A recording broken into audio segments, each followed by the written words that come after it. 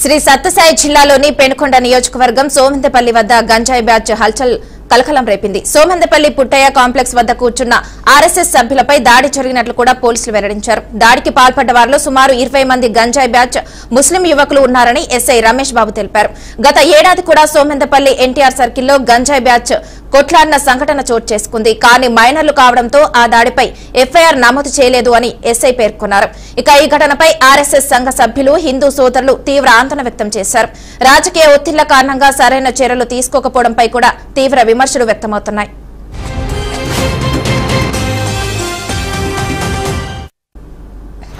మేము అక్కడ పుట్టయ్య కాంప్లెక్స్ దగ్గర అప్పుడే వచ్చి కూర్చున్నాం. అంతకుముందే ఒక 8 మంది అక్కడ ఉన్నారు.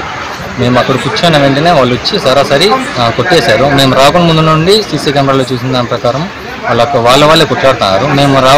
మేము రాగానే మా మీద దాడి చేసినారు. చేతులతోనే కొట్టినారు. ఎందుకు కొట్టినారని అడుగుతున్నా కూడా కొట్టినారు. ఎందుకు కొట్టినారో తెలియదు. మాకు జబీ అనే ఒక పిల్లని పేరు తెలుసు, ఇంకా మిగతా వారి పేరు తెలియదు. ఇద్దరే కొట్టినది ఇద్దరు, మొత్తం అంతా ముగ్గురు ఉన్నారు కొట్టిన వాళ్ళు. అక్కడ గ్యాంగ్ అంతా 8 మంది ఉన్నారు. ఇప్పుడు ఏం చేస్తున్నావు? నేను ఎంబీఏ చదువుతున్నాను. కంప్లైంట్ పోలీస్ స్టేషన్కి కంప్లైంట్ ఇవ్వడానికి.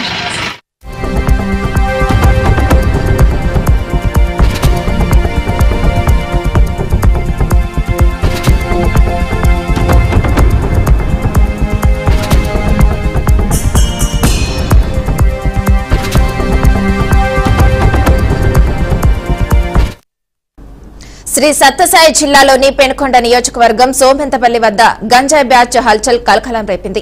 సోమందపల్లి పుట్టయ్య కాంప్లెక్స్ వద్ద కూర్చున్న ఆర్ఎస్ఎస్ సభ్యులపై దాడి జరిగినట్లు పోలీసులు వెల్లడించారు.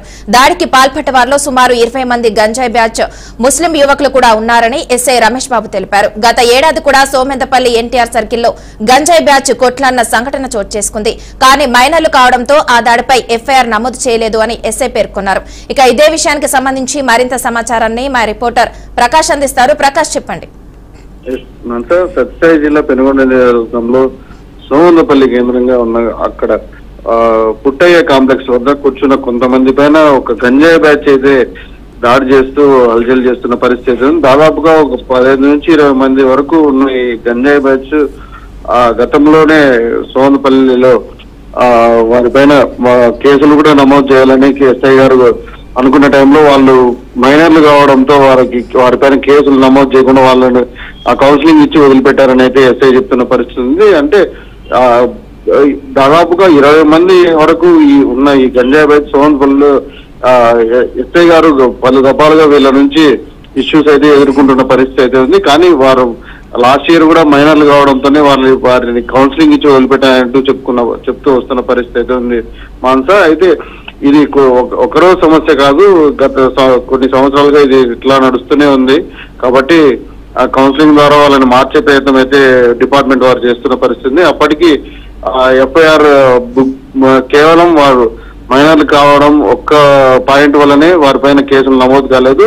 అయితే ఇప్పుడు ప్రస్తుతానికి వారిపైన కేసు నమోదు చేయడానికి ఆర్ఎస్ఎస్ తర్వాత హిందూ కమ్యూనిటీకి సంబంధించిన వారు కూడా స్టేషన్ కి వచ్చిన పరిస్థితి అయితే ఉంది. కానీ మొత్తం మీద ఈ గంజాయి బ్యాచ్ లో ముస్లిం కమ్యూనిటీకి సంబంధించిన వారు ఎక్కువగా ఉన్నారని అయితే మనకున్న సమాచారం. ఇంకా ఇప్పుడు కూడా గంజాయి బ్యాచ్ మీద ఎటువంటి కఠినమైన చర్యలు కూడా తీసుకోలేదని సోమందపల్లి హిందూ సోదరులు అయితే చెప్తున్న పరిస్థితి. మరియు ఆర్ఎస్ఎస్ వీరికి తోడై కేసు ఖచ్చితంగా నమోదు చేయాలంటూ గట్టిగా కూర్చున్న పరిస్థితి ఉంది. రాజకీయ ఒత్తిళ్లు ఏమైనా ఉన్నాయా అనే కోణంలో కూడా ఊర్లో మొత్తం డిస్కషన్స్ అయితే ఎక్కువ అయినట్టు మనకైతే తెలుస్తున్న పరిస్థితి అయితే ఉంది. మనసు అయితే మొత్తం మీద చూసుకుంటే ఇక్కడ పరిస్థితి రోజు రోజుకి సీరియస్ గా అవుతుంది.